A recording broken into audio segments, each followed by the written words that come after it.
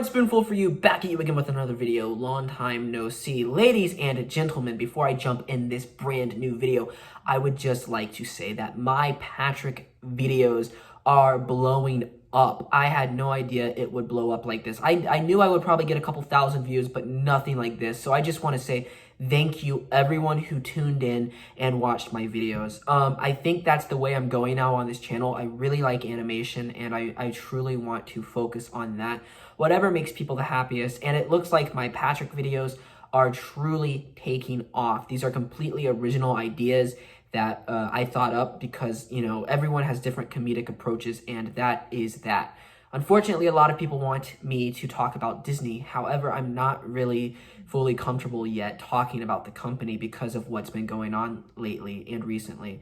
All of the SJW stuff that is happening at the parks, I can no longer take it. So ladies and gentlemen, today I am officially kicking off my first video dedicated entirely to Universal Studios. Now, Universal Studios is a company that has always been fighting against the Disney parks. Now, I want to give you guys kind of a background of myself and the company. So, growing up, I was more of a Disney fan. I always loved Disney, but Universal always gave me a different kind of vibe. It was more of the thrill park. You know, while Disney was more of the experience, Universal was more of the thrill park. And I remember my dad and my mom, you know, they would always scream on the Hulk and have a lot of fun. They had a lot of fun at Disney too, of course, but Universal just gave me a different vibe. And Disney gives us a different vibe. And I think that's good because every single theme park should give you different vibes and stuff. So Universal, growing up as a kid, I would go a lot with my father mainly, but I would never really want to go alone most of the time, you know, with my grandmother or anything. It was always just more of a family thing. Disney was more of, you know, a want. So Disney, yeah. So Universal, ladies and gentlemen, I've been giving the company a lot of flack lately because of a lot of the screen rides. Universal has too many screen rides, and ladies and gentlemen, I'm not a fan of that. I'm more of a fan of the dark rides, the classic, iconic storylines that are found at Disney.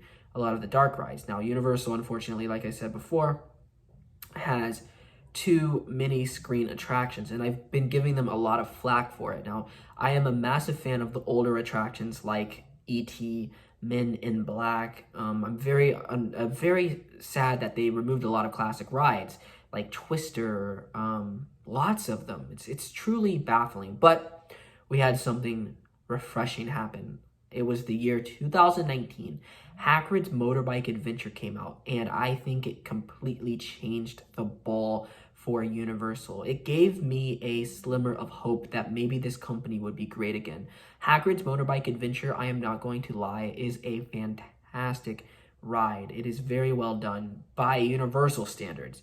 Now, the animatronics are nowhere as advanced as Disney, of course, but I don't think they need to be. I think they serve the purpose, and Universal should have a massive slap on the back because they did a fantastic job. Unfortunately, they went a little bit backwards with Jason Bourne, but hopefully the Velocicoaster will bring a lot more people back to the parks. I think Jason Bourne, while I've never experienced it myself, I think it's very mediocre. It's not the crowd draw that Universal should hope for. I think James Bond would have been a lot better, but hey, that's just me. But Universal, yeah. I think Harry Potter is the best part there, but one of my favorite themes at the park is definitely Cat in the Hat and E.T. because of the dark ride elements. I know Cat in the Hat's not as good as it used to be because they turned off the spinning elements and the ride needs a fixer-upper. However, I do think this attraction still is very, very fun, especially for younger kids.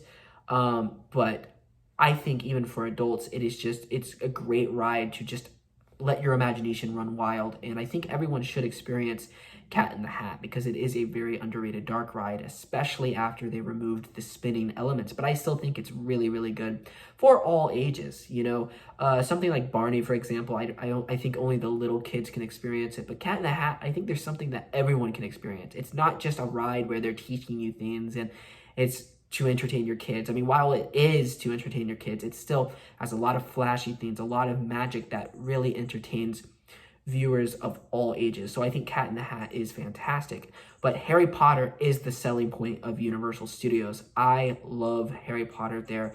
It is fantastic. Yes, it's kind of a bit tired now because Harry Potter is years old. And it is a bit tired because Daniel Radcliffe, for some reason, looks exactly like he does in Half-Blood Prince, just everywhere except Escape from Gringotts. All of the marketing tools, all of the stuff that you see in Hogsmeade are all of Daniel Radcliffe from Half-Blood Prince. Yes, I know, he recorded himself during the filming of Half-Blood Prince. He recorded himself for the Wizarding World of Harry Potter. But I wish they could kind of update his look and give it a different look. But I don't think they will do that. But, ladies and gentlemen, I think, yeah, while Harry Potter is a bit tired because they've ran that franchise into the ground, especially with Fantastic Beasts, I still think Harry Potter is a great, great land. It is the selling point for Universal. It is the main competitor. Remove Harry Potter and Universal is dead, ladies and gentlemen. But E.T. is one of my it's one of my favorites. It is my favorite ride there, and Men in Black. I love those rides. E.T. Adventure is a Steven Spielberg classic. It is his favorite attraction as well. Takes you through the forest and new scenes never seen before in the E.T. film. I think it's great for all ages.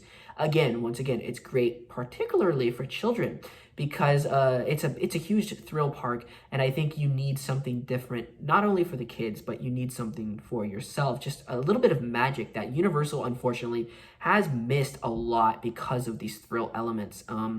I think the screens mixed with thrill don't really mesh well together. I think it just ends up being this Hollywood big budget movie that loses the heart and the charm. But I think Universal realizes that Hagrid can have a thrill and can have a story at the same time and give us a charm. So Universal Studios, like I said before, it's a love or hate park. Now, before Hagrid came out, I have despised this park for years. I've talked about it sometimes when I ranted, but I think it could go in a good direction because of Hagrid's Motorbike Adventure. But, ladies and gentlemen, before that, Jimmy Fallon, Fast and Furious, it just wasn't doing it for me. And I hope that Universal goes back to their classic ways that we found back in the 1990s, early 2000s, because they were on top back then. They were not as good as Disney, but they were different, and things should be different. So I'm here defending Universal Studios. I think Universal Studios has a big chance at becoming huge, especially now with the opening of Velocicoaster. Now, what do I want from the parks going forward? I think Universal needs a brand new dark ride that could have interactive elements in it, or it could just be a standard story dark ride, kind of like the Haunted Mansion. I heard rumors they might do something about Secret Life of Pets. I'm not a big fan of that franchise, but I think that would still be fine.